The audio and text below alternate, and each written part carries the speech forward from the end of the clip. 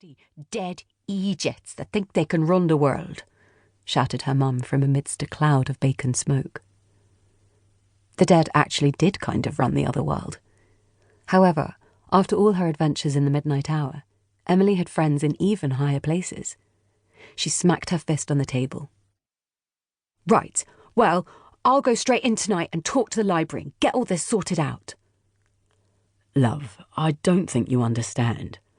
You won't be going in. None of us will be. Her dad sighed. They haven't just fired me. They've sealed the doors between our worlds. His face was bleak and drawn. We're locked out of the midnight hour for good. And that was it. They were out, like they'd never been in. Emily had railed and ranted and roared, but it was done. It wasn't like she hadn't given it her best shot either. As the midnight chimes of Big Ben whispered down the Thames, they'd tried her mum's magic shadow key on the door of the local church. Nothing. They'd used her dad's supply of magic stamps to write letters of complaint to powerful friends. Nothing.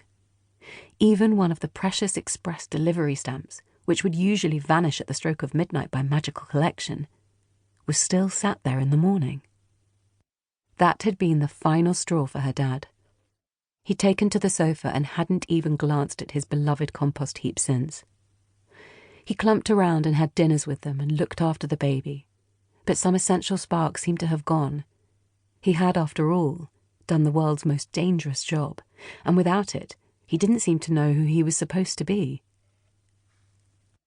Emily knew how he felt. She yearned for the hour. Usually she was allowed to go in on school holidays and was due a half-term trip to visit Mammy Espeth, her mum's mum, clan chief of the Pooka, and Emily's absolutely must-never be called Nan.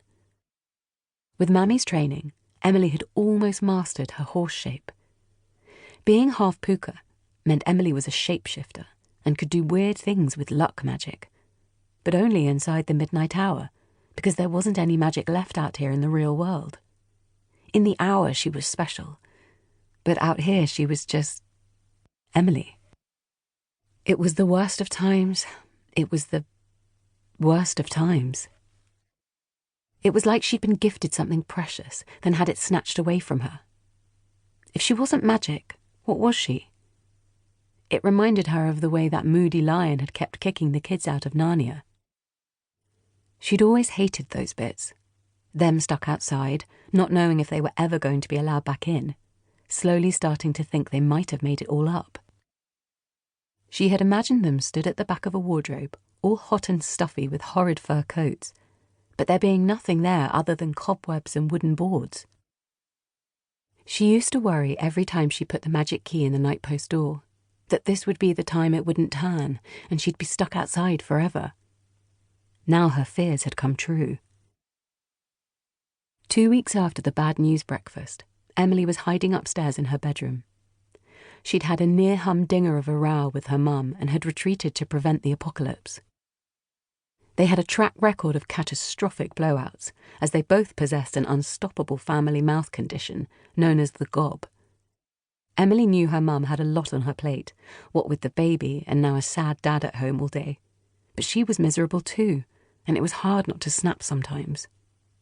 Now, hours later, she lay slumped on top of her bed and watched the circular sculpture of the 3 black glass hares she called the abbots chase their tails on her wall. She sighed and fiddled with the necklace of old coins around her neck. They chinked and gleamed on their chain, all silver and gold and malice. Not just any old coins, but the bad pennies. They were the most ferociously cursed coins of all time, bearers of incredible ill fortune. Unless you were a luck-jiggling Pooka like Emily, of course. Her mum, when in a better mood, had let her have them to cheer her up. But right now they were just another reminder of the magic she was missing. She lay back, clinking the coins, and tried to think happy Pooka thoughts. Darting through soft grass as a hare or galloping across midnight London in the stark light of the eternally full moon. It didn't help. Hoggins, why is everything colossally... She stopped, frowning. Oh. The hog,